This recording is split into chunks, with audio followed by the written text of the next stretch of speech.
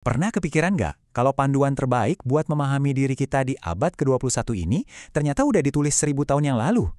Nah, dalam pembahasan kali ini, kita akan coba gali kebijaksanaan abadi dari seorang filsuf abad ke-11, Al-Ghazali, dan karyanya yang luar biasa relevan, Keajaiban Kalbu.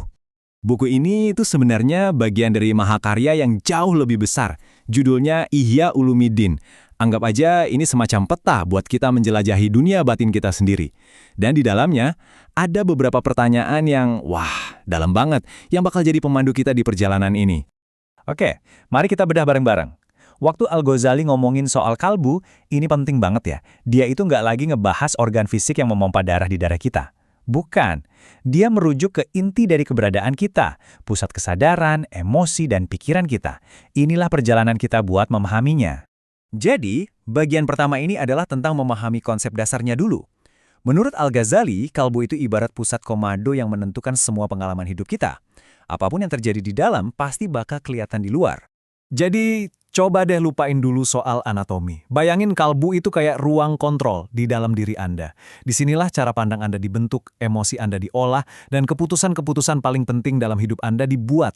Ya, disitulah esensi dari siapa diri Anda sebenarnya. Nah, disinilah letak kunci utamanya. Kebahagiaan sejati, ketenangan, itu semua nggak dimulai dari luar, tapi justru dari dalam. Jadi waktu kita memeriksa kondisi kalbu kita, sebenarnya kita lagi memeriksa fondasi dari seluruh bangunan hidup kita. Oke, setelah kita tahu apa itu kalbu, langkah logis berikutnya apa dong? Ya, check up.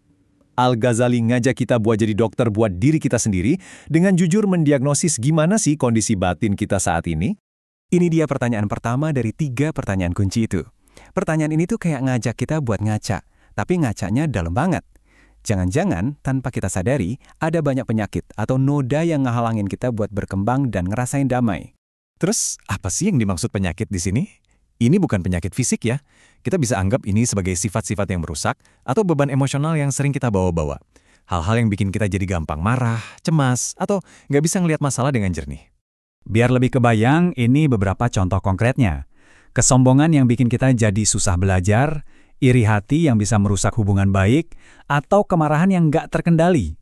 Nah, mengenali mana di antara ini yang paling sering muncul dalam diri kita, itu adalah langkah pertama menuju penyembuhan. Setelah kita melihat ke dalam, Al-Ghazali kemudian meminta kita buat sadar bahwa ada loh pengaruh-pengaruh negatif yang bisa memperburuk penyakit tadi. Bagian ini intinya adalah tentang kewaspadaan. Pertanyaan kedua ini mungkin kedengarannya agak dramatis ya, tapi coba kita pahami dengan lebih luas.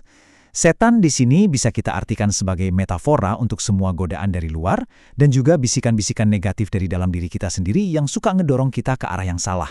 Nah, ini dia gambaran pertarungan internal yang kita semua hadapi setiap hari. Kita selalu dihadapkan pada pilihan mau ikutin bisikan keraguan yang ngajak kita buat nyerah dan malas-malesan, atau dengerin panggilan kebajikan yang ngedorong kita buat jadi lebih baik. Mengenali bedanya kedua suara ini, itu kuncinya.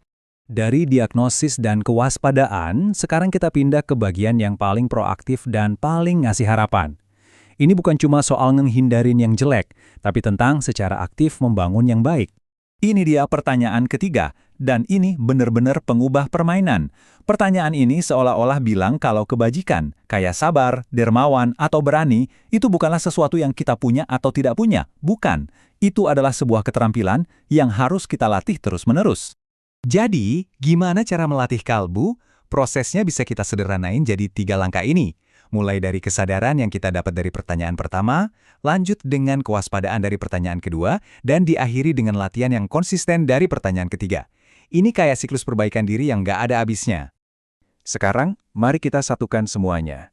3 pertanyaan ini bukanlah daftar checklist yang cuma kita lakukan sekali terus selesai. Bukan, ini adalah sebuah kerangka kerja untuk perjalanan pengembangan diri kita seumur hidup.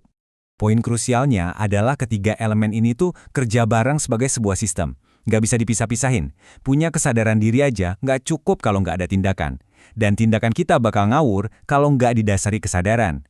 Keduanya butuh kewaspadaan terus-menerus buat ngejaga kemajuan yang udah kita capai. Dan yang paling menakjubkan adalah betapa relevannya semua ini. Hampir 1000 tahun setelah ditulis, pertanyaan-pertanyaan ini rasanya masih berbicara langsung ke inti perjuangan kita sebagai manusia modern yang lagi nyari makna, ketenangan, dan tujuan hidup. Oke, sebagai penutup, mari kita buat ini jadi sangat personal. Setelah mendengar semua ini, coba deh renungkan sejenak. Dari semua penyakit batin, mana sih satu yang paling ingin Anda atasi? Dan dari semua akhlak baik, mana satu yang paling ingin Anda latih dan kembangkan mulai hari ini? Jawaban Anda adalah awal dari perjalanan Anda sendiri.